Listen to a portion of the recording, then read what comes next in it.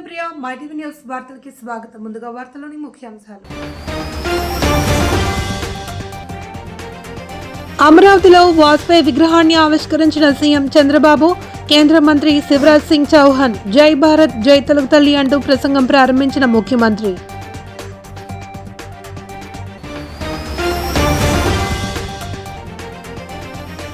Pulivendula CSI చర్చిలో జరిగిన Christmas వేడుకల్లో పాల్గొన్న మాజీ సీఎం వైఎస్ జగన్. తల్లి విజయమ్మ, భార్య భారతితో కలిసి వేడుకలకు హాజరు. చర్చి బయట వేచి ఉన్న అభిమానులకు అభివాదం చేసిన జగన్.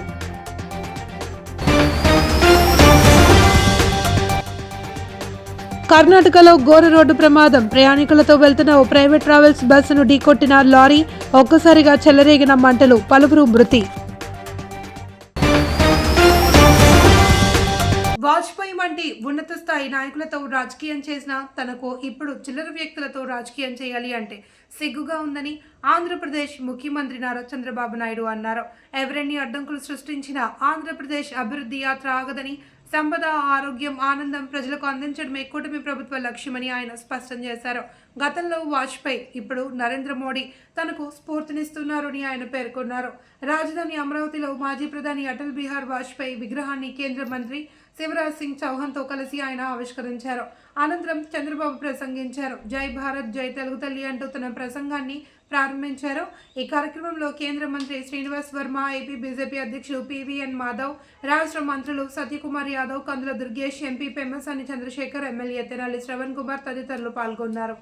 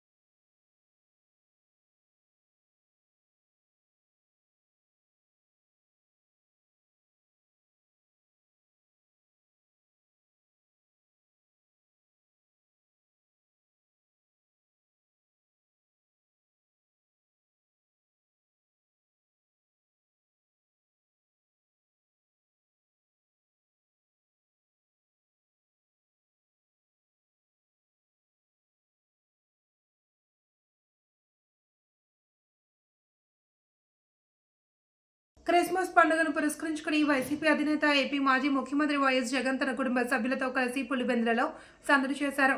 ఉదయం స్థానిక సిఎస్ఐ చర్చిలో జరిగిన ప్రత్యేక ప్రార్థనల్లో ఆయన పాల్గొన్నారు. పులివెందుల పర్యటనలో భాగంగా జగన్ తన తల్లి వైఎస్ విజయమ్మ, భార్య వైఎస్ భారతిరెడ్డితో కలిసి చర్చికి చేరుకున్నారు. వారితో పాటు మరికొందరు కుటుంబ సభ్యులు కూడా ప్రార్థనలో పాల్గొన్నారు. అనంతరం జగన్ చర్చి వెలుపల ఉన్న అభిమానులు స్థానికులకు అభివాదం చేస్తూ క్రిస్మస్ శుభాకాంక్షలు తెలిపారు. రాష్ట్ర ప్రజలందరూ సుఖ సంతోషాలతో ఉండాలి అని సందర్భంగా ఆయన ఆకాంక్షించారు. జగన్ పర్యటన సందర్భంగా పులివెందులకు వైసీపీ కార్యకర్తలు, నేతలు పెద్ద ఎత్తున తరలివచ్చారు. చర్చ్ పరిసరాల్లో పటిష్టమైన పోలీస్ బందోబస్తు ఏర్పాటు చేశారు.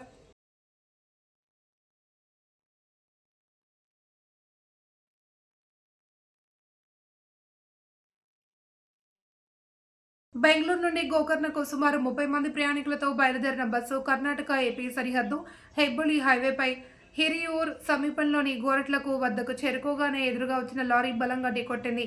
ఈ ఘటనలో పలువురు మృతి చెందగా తెల్లవారుజామున 3 గంటల ప్రాంతంలో ప్రయాణికులంతా గాఢ నిద్రలో ఉన్న సమయంలో ప్రమాదం జరగడంతో తప్పించుకునే అవకాశం లేకుండా పోయింది. ప్రమాద సమయంలో బస్సులో సుమారు 30 మంది ఉన్నట్లు అధికారులు గుర్తించారు. మృతుల సంఖ్య మరింత పెరిగే అవకాశం ఉందని ఆందోళన వ్యక్తం చేస్తున్నారు. ప్రమాదంలో గాయపడిన వారికి వైద్య ఆరోగ్య శాఖ మంత్రి సత్యకుమార్ యాదవ్ తీవ్ర దిగ్భ్రాంతి వ్యక్తం చేశారు.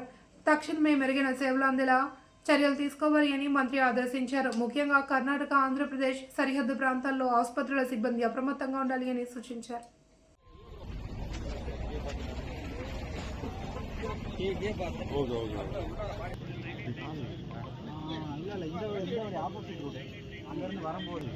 పాత కక్షల నేపథ్యంలో గుంటూరు జిల్లా తాడేపల్లి మండలం మదర్ తెరెసా కాలనీ సమీపంలో అంజిరెడ్డి కాలనీ కొలను కొండ బైపాస్ మార్గంలోని అరటి తోటలో ఈ నెల 18వ తేదీ రాత్రి జరిగిన ఆటో డ్రైవర్ హత్య కేసులో 2 నిందితులను అరెస్ట్ చేసి తాడేపల్లి రోడ్లపై నడిపించుకుంటూ పోలీస్ స్టేషన్కు తీసుకెళ్లినట్లు north sub division DSP Muralikrishna తెలిపారు.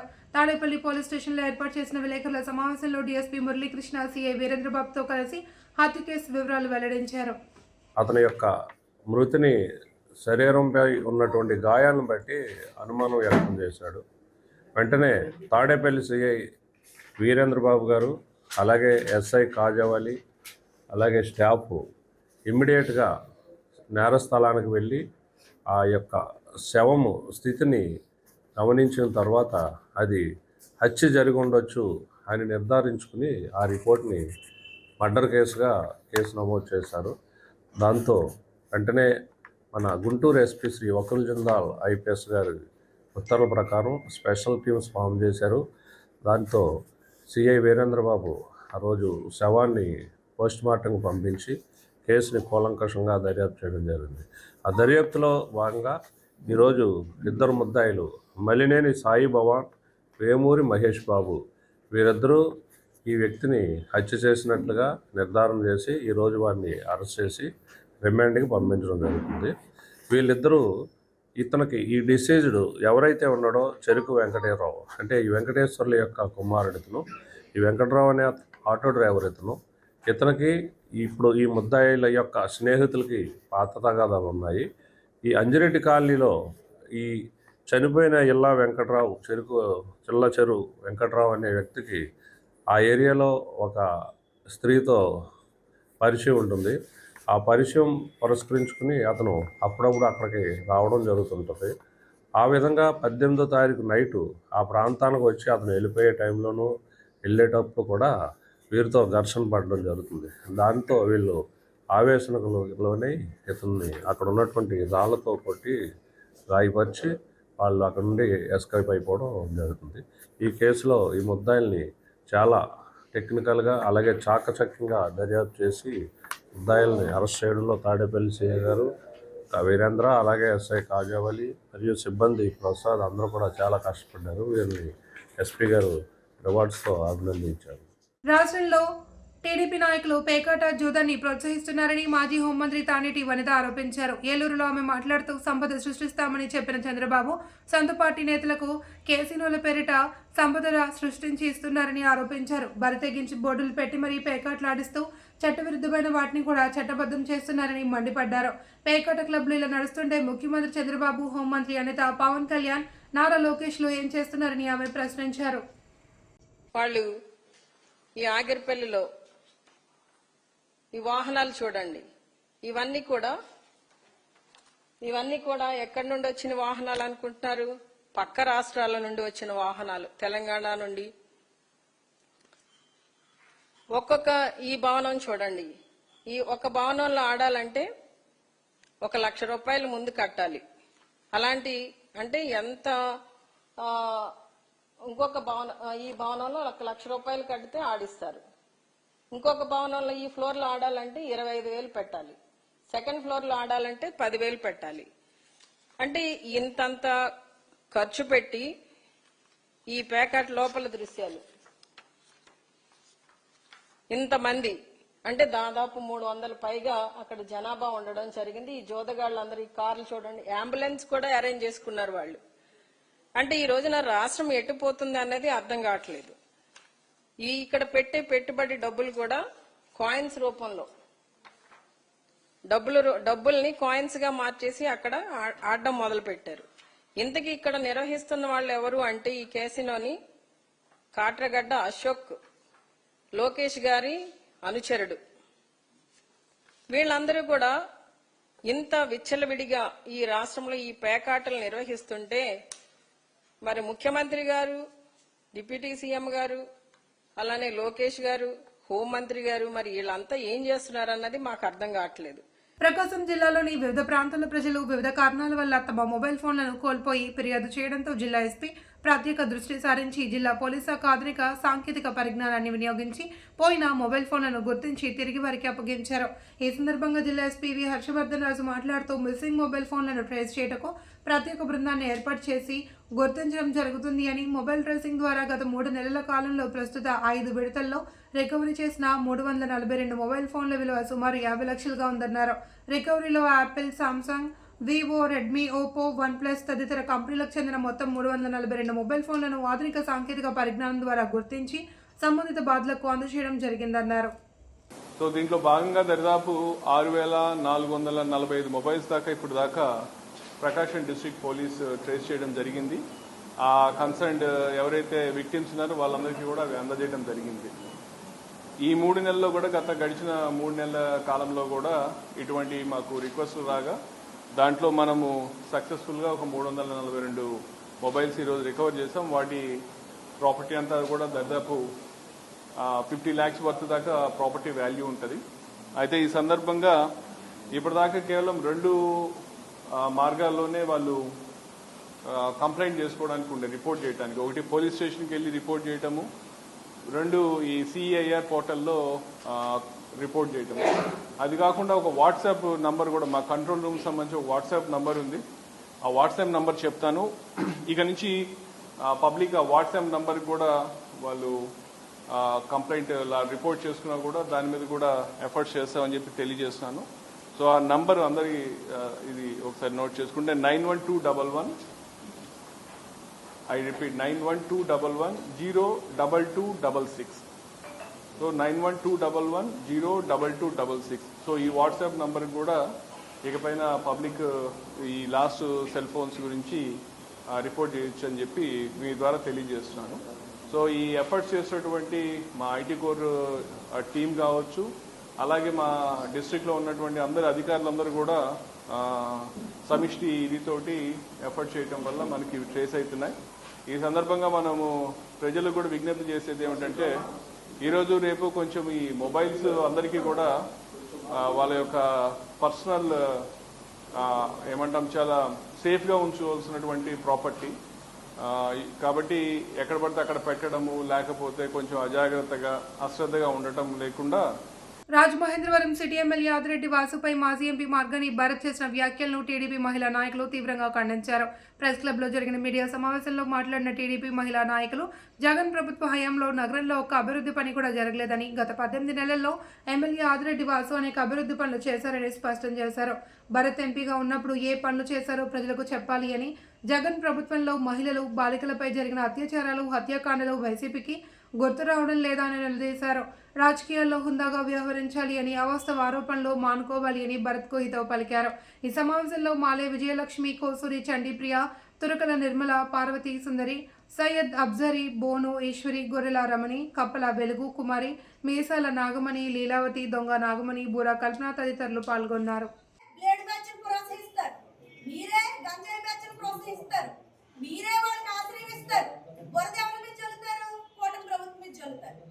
ఒక్కసారి ఏదైనా ప్రెస్ మీట్ పెట్టే ముందు ఏదైనా ఒక విషయం మీకు తెలిసినప్పుడు పూర్వాపరాలన్నీ తెలుసుకుని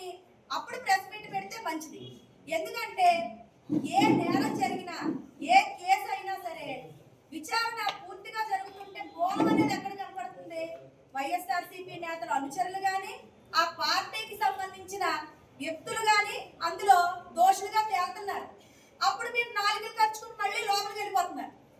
ఏదైనా ఒక ఇన్సిడెంట్ జరుగుతుంది, ముందుకు వచ్చేది కూటమి కూటమి కూటమి ముందుకు వచ్చేస్తున్నారు. తీరా చూస్తుంటే ఎక్కడ చూసినా ఆ నేర చరిత్ర ఉన్న వాళ్ళు మీకు సంబంధించిన వాళ్ళు అవుతున్నారు.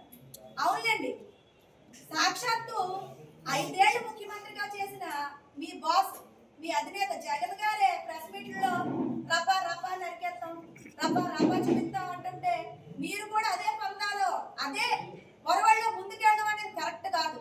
ఎందుకంటే ఇక్కడ ఉన్నది కూటమి ప్రభుత్వం.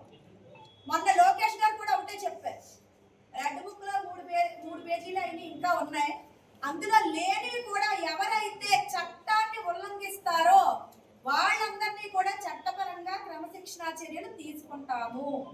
నేతలే కాదు, ఎవరైతే ఈ నేతలు ఈ చట్ట వ్యతిరేక వ్యక్తుల్ని ప్రోత్సహిస్తున్నారో ఆశ్రయం కల్పిస్తున్నారో వాళ్ళని కూడా చట్టపరంగా చర్యలు తీసుకుంటామని చెప్పారు. జాగ్రత్త అండి, ఎందుకంటే అందరూ మీ వాళ్ళే ఉంటారు. వాళ్ళని ప్రోత్సహిస్తున్నందుకు మీకు కూడా ముందు ముందు చర్యలు అనేవి ఉంటాయి.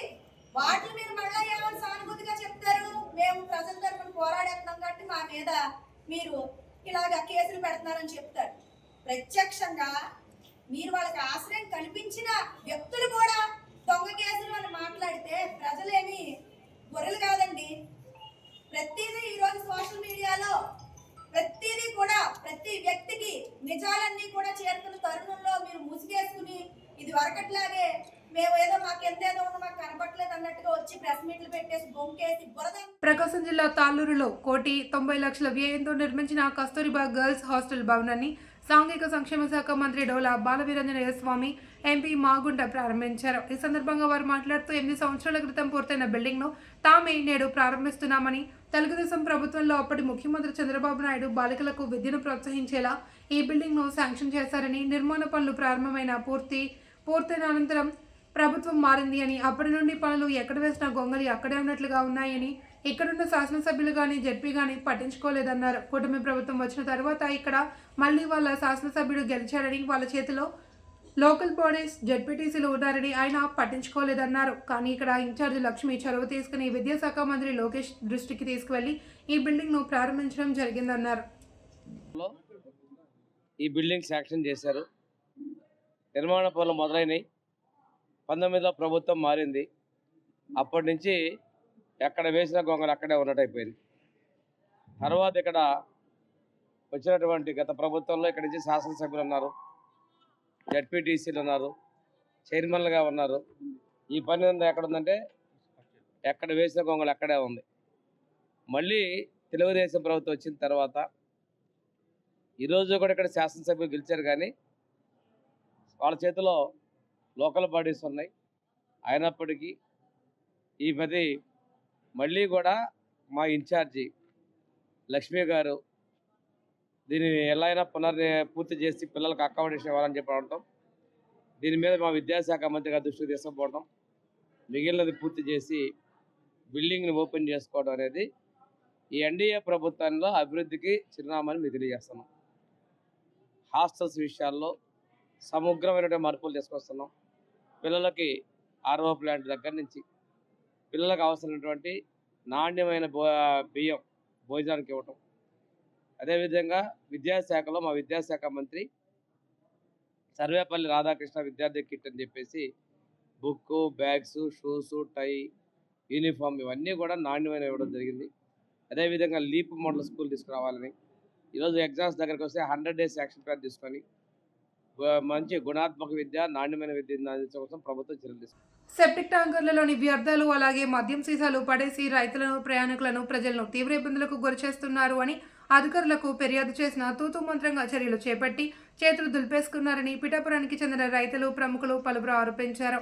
పిఠాపురంపై ఫ్లైఓవర్ సమీప ప్రాంతంలో ఉన్న పంట కాలువల్లో రోడ్లపై చెత్తాచెదారం, సెప్టిక్ ట్యాంకుల నుండి వ్యర్థాలు పడేస్తూ అధ్వానంగా చేస్తున్నారని పిఠాపురం మహారాజా రైల్వే వారిది పరిసర ప్రాంత పరిరక్షణ కమిటీ నాయకులు, పలువురు రైతులు గగ్గోలు పెడుతున్నారు. ఫ్లైఓవర్ కింద మార్గంలో మందుబాబులు మద్యం సేవించి సీసాలు అక్కడే వదిలేయడం, పగలగొట్టడం, పంట కాలువల్లో పడేయడం లాంటివి చేస్తున్నారు అని చెప్పుకొచ్చారు.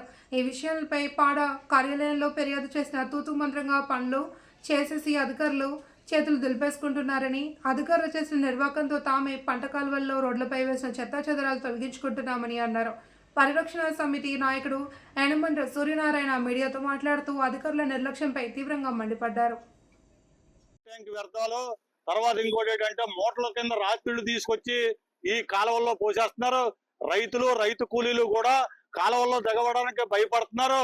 ఇది మేము పాడా ఆఫీసులో రిజిస్టర్ చేసి మేము కంప్లైంట్ ఇస్తే ఆ కంప్లైంట్ కి తూతూ మంత్రం కింద వాళ్ళు ఏం చేశారంటే మున్సిపల్ శానిటరీ చిన్న ట్రాక్టర్ తీసుకొచ్చి రోడ్డు మీద ఉన్న చెత్తని పక్కకు కొంచెం తొలగించి రోడ్డు మార్జిన్ లోకి తొలగించి అది రైతులకి ఎటువంటి ఉపయోగం లేనటువంటి పని చేసి పీజీఆర్ఎస్ కార్యాలయంలో మేము ఇచ్చినటువంటి అర్జీ పరిష్కరించబడిందని చెప్పారు. ఇది నిజంగా చెప్పాలంటే రైతులందరినీ కూడా మోసం చేసింది ఈ మున్సిపాలిటీ. ఎందుకంటే మున్సిపల్ ట్రాక్టర్ చెత్త ఎత్తకుండా ఈ మీ అర్జీ పరిష్కారం అయిందని చెప్పారంటే ఇవాళ ఇక్కడ ఉన్న పరిస్థితి పవన్ కళ్యాణ్ గారికి తెలియాలి. ఎందుకంటే ఇక్కడ రైతులు రాత్రుళ్ళు పొగలు కాలువల్లోకి దిగడానికి భయపడి ఈ గాజు పైకులు, సీసాలు, మోట్లు, వ్యర్థాలు అనేక ఇబ్బందులతోటి రైతు నీరు పారక కాలువల్లో దిగుతుంటే ప్రభుత్వం పట్టించుకోకుండా తూతూ మంత్రం కింద ఎందుకు ఇక్కడ ఈ పాడా ఆఫీసు అని అడుగుతున్నాను. క్రిస్మస్ పర్వదినాన్ని పురస్కరించుకుని శాసనసభ మాజీ డిప్యూటీ స్పీకర్ కోన రఘుపతి ఆధ్వర్యంలో బాపట్ల నియోజకవర్గంలో ఉన్న చర్చిలో అన్నిటికీ అరటిగెలలను ఫలహారంగా పంపించారు. గెలుపు ఓటములతో సంబంధం లేకుండా సేవా కార్యక్రమాలు చేస్తున్న మాజీ డిప్యూటీ స్పీకర్ కోన రఘుపతిని పలువురు అభినందించారు.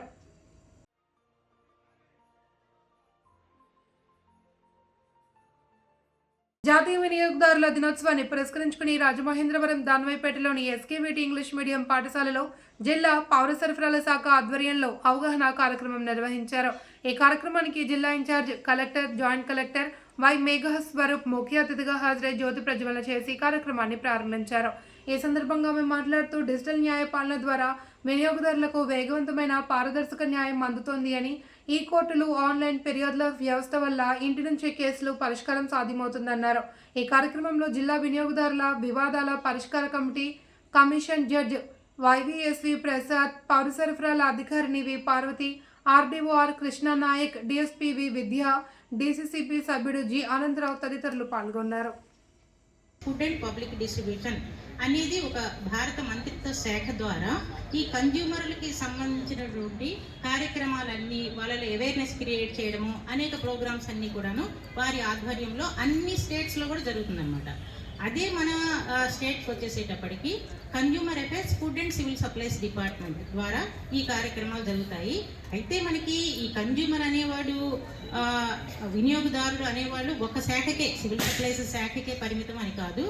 మనకి ఈ సెలబ్రేషన్స్ అనేవి కూడాను మనం అన్ని శాఖల సమన్వయంతో కూడా ఈ సెలబ్రేషన్స్ జరుపుకుంటాం అన్నమాట. అంటే మనకి ఈ నేషనల్ కన్జ్యూమర్ డే సందర్భంగా ఒక వీక్ లాంగ్ సెలబ్రేషన్స్ జరుపుతాం. ఎందుకు జరుపుతాం? సైబర్ క్రైమ్ చాలా ఎక్కువైపోయిందండి.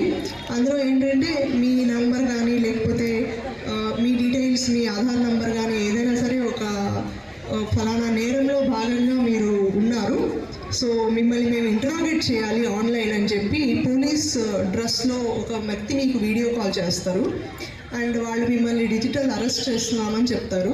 దానికి మీరు బెంబేలు పడిపోయి మీ డీటెయిల్స్ అన్నీ ఇవ్వటం కానీ లేకపోతే నన్ను దీంట్లో నుంచి తప్పించండి, నేను మీకు ఎంతైనా ఇచ్చుకుంటాను లాంటి డిమాండ్స్ పెట్టేసి వాళ్ళు మీ దగ్గర నుంచి డబ్బులు కాజేస్తున్నారు.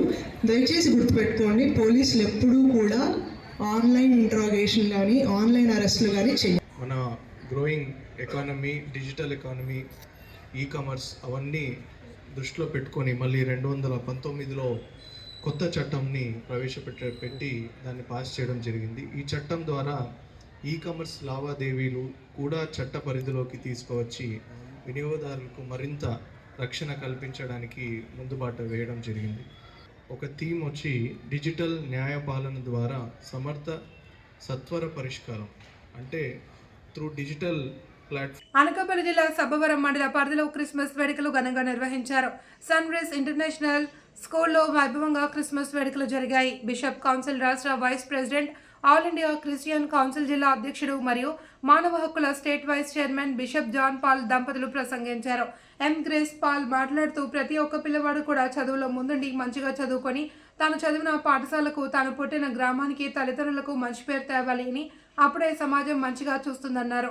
సన్ రైజ్ అధినేత మాట్లాడుతూ ఇక్కడ చదువుకున్న ప్రతి వ్యక్తి కూడా మంచిగా మెలగాలి అని, మంచి హావభావాలు కలిగి రాష్ట్రానికి, దేశానికి, తల్లిదండ్రులకు, తను చదువుకున్న విద్యాలయాలకు మంచి పేరు తేవాలన్నారు. నిర్వహించడం జరిగింది. దీనికి పాస్టర్ జాన్ పాల్ గారు, మేడం గారు ఇద్దరు కూడా వచ్చి పిల్లలందరినీ దీవించడం జరిగింది. సో అందరూ కూడా ఈ లోకానికి వచ్చిన యేసుక్రీస్తు కృప అందరికీ ఉండాలని, అందరూ కూడా ఆరోగ్యాలతో, ఆయురారోగ్యాలతో ఉండాలని, ఆ యేసు ప్రభు యొక్క కృప అందరి మీద ఉండాలని మరొకసారి అందరికీ తెలియజేసుకుంటాను. Thank you. మీ అందరికీ క్రిస్మస్ శుభాకాంక్షలు తెలియజేస్తున్నాను.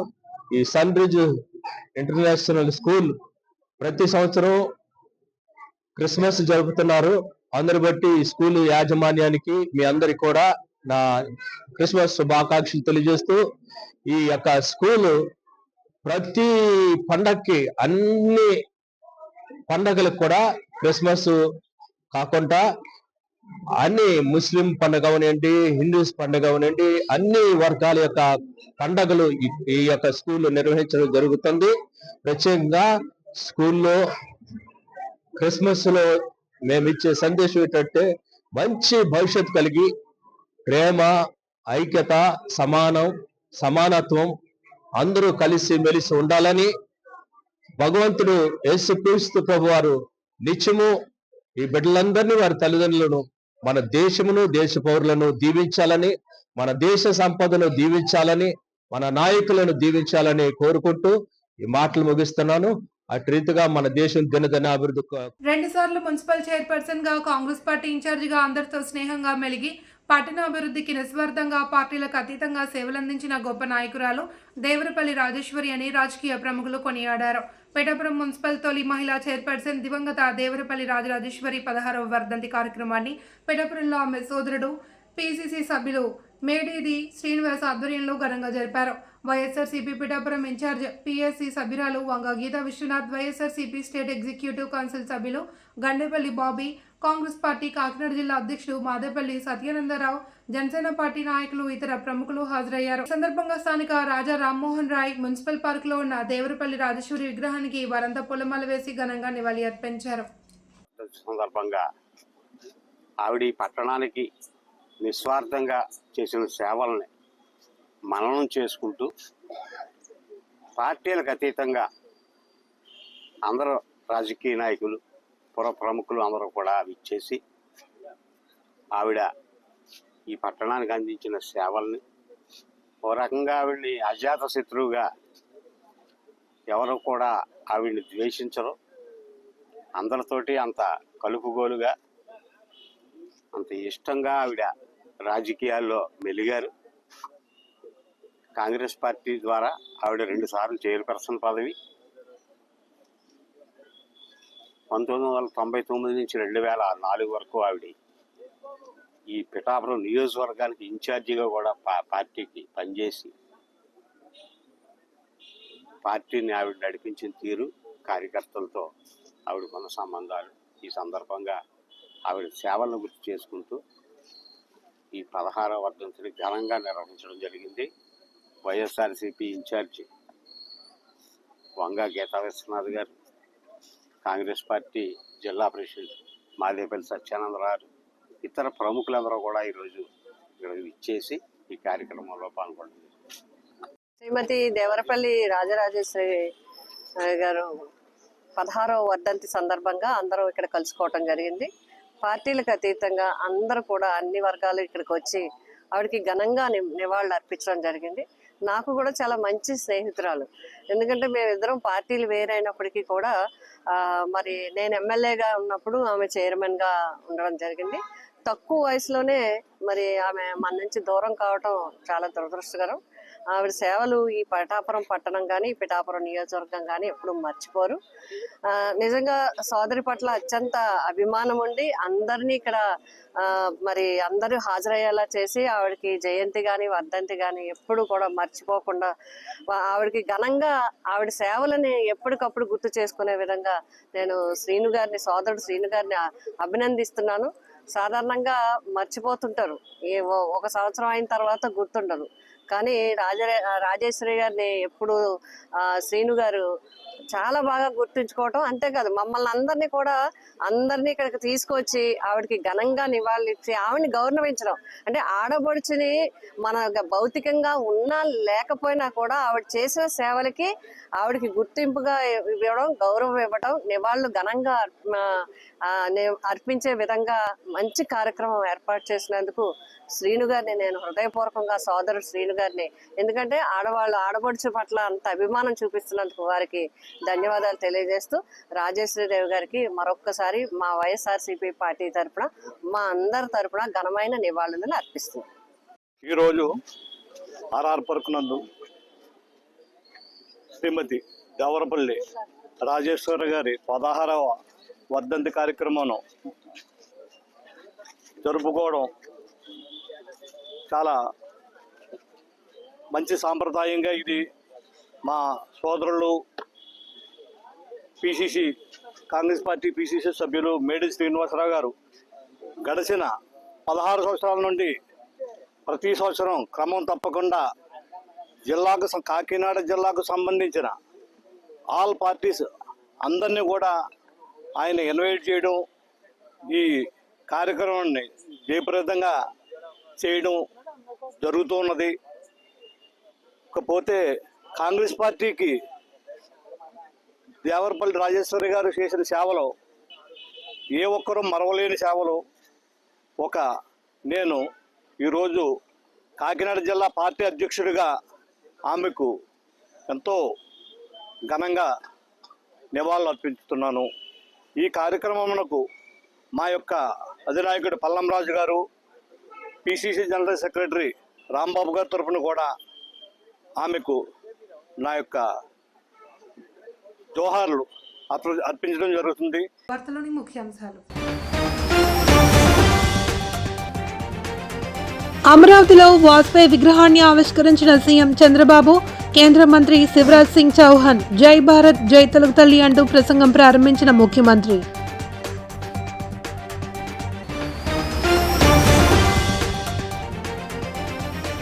పులివెందుల సిఎస్ఐ చర్చిలో జరిగిన క్రిస్మస్ వేడుకల్లో పాల్గొన్న మాజీ సీఎం వైఎస్ జగన్, తల్లి విజయమ్మ, భార్య భారతితో కలిసి వేడుకలకు హాజరు. చర్చి బయట వేచి ఉన్న అభిమానులకు అభివాదం చేసిన జగన్.